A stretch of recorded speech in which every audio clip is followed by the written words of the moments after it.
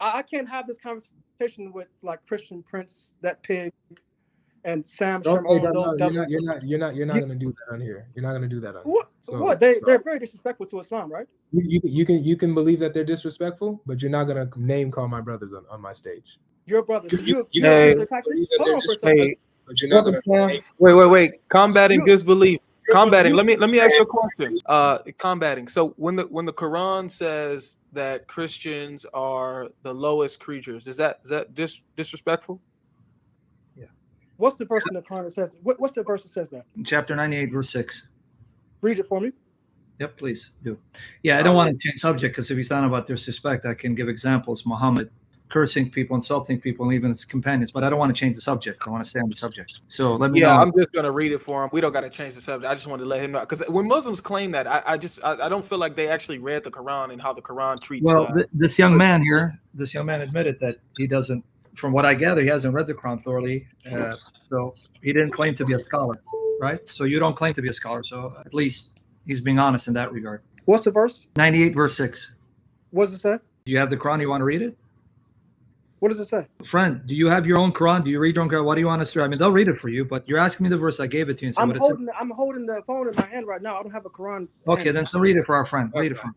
98, verse 6. Indeed, those who believe from the people of the book and the polytheists disbelieve. Yeah, that's right. I'm a disbeliever. Christian Prince is a disbeliever. We don't believe in Muhammad. So yeah, it applies to us. Right. We'll be in fire of hell to stay there forever. They are the worst of all beings. The worst of creatures. Okay, how is that disrespectful? So we're worse than wait. Can I answer that? Dogs are beings, right? So we're worse than rats. We're worse than cockroaches. You asked me a question, right? We're worse than pigs, right? Hold on. We're worse than even Satan. Hold on. First of all, we've been holding on for an hour, but go ahead. That verse is from Allah. Because you believe it. I don't believe in Allah of the Quran. He wants about anybody. What? What did you say? Who cares? Who asked you to believe Allah? Okay, but you're saying as if it's because if Allah speaks, it's justified. So if your God says, I'm worse than a dog and a rat and a cockroach and Satan, that's okay. All right, then don't complain when we give you taste your own medicine. But I don't want to do that. I'm not going to insult you. I want to focus. No. You are. Hold on. You are. I can't hear you. Your sound is cutting off. Allah can say whatever he wants to. Can Muhammad say what he wants to too? Whatever he wants to. You are a human being. Even Muhammad? You are a human being. Okay, but even Muhammad is a human being. You can't.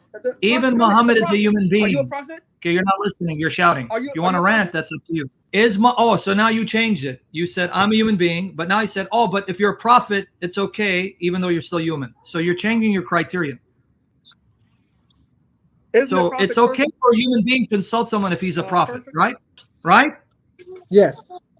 Okay, that's fine. Because I can have a field day saying how your prophet told people off. But let's get to the subject, man. Hold on. Can we go back to the subject? I know you guys don't know what a prophet is. You don't have explanation. Okay, thank you. That's all right. But in Islam, in Islam, we know a prophet is someone who is perfect. He doesn't make mistakes. He doesn't. You want to bet Muhammad is far from perfect? And he speaks from revelation.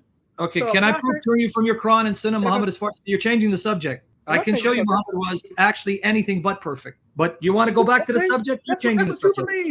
That's what you believe. No, I'm going to show you from your Quran and Hadith, man. You're going to go to hell for that. My point is, a prophet is perfect. He doesn't make mistakes. If he insults someone, then according to your Quran, he made many mistakes, and Allah had to rebuke him. You're about to destroy yourself with that statement, combating. I'm sorry. Your Can Quran you guys read for him? Can you that. read for him chapter 9, verse 43? Okay, hold on. I got you. So you changed the subject. I wanted to go back to the gospel. You changed the subject.